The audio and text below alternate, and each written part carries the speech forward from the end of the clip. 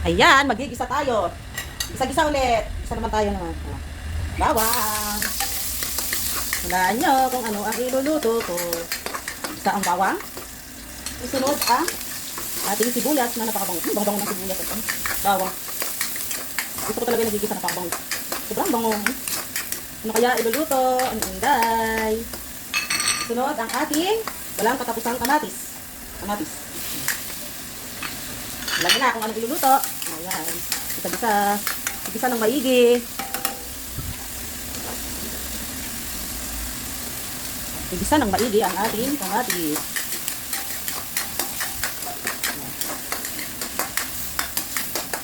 Sabi ko nga sa inyo, masarap igisa ng mabuti ang kamatis. Ayan. Gisa-gisa lang.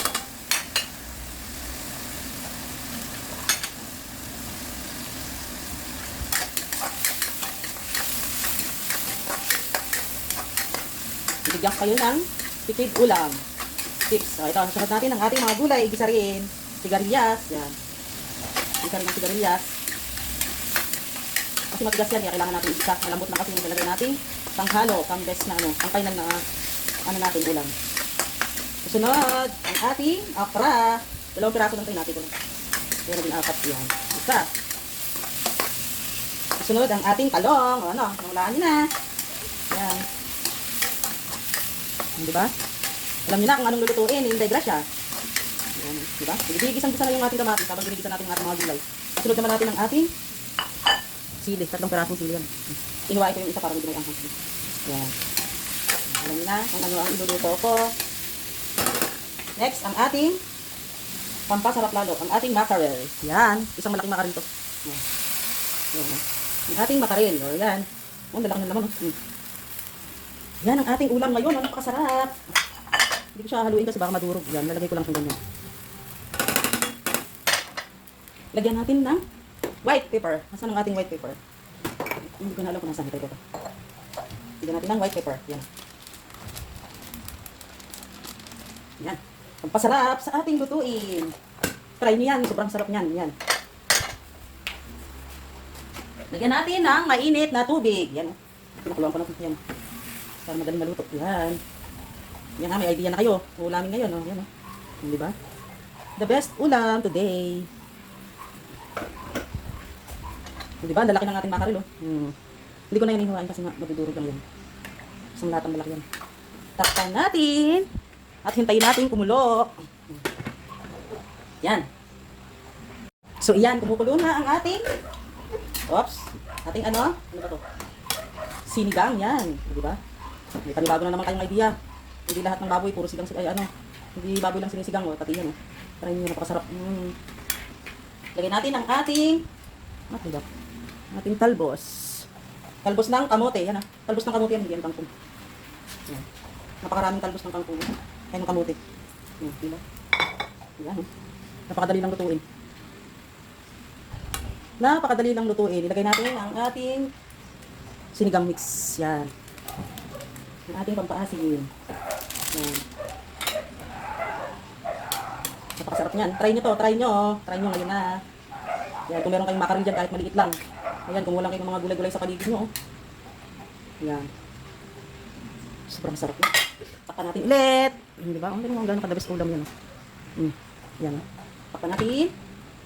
Tingnan natin. Ayan. Kumukulo-kulo na ang ating sinigang. Diba? Paglahan natin ng iodized salt. Kunti lang. Yan, kunti lang.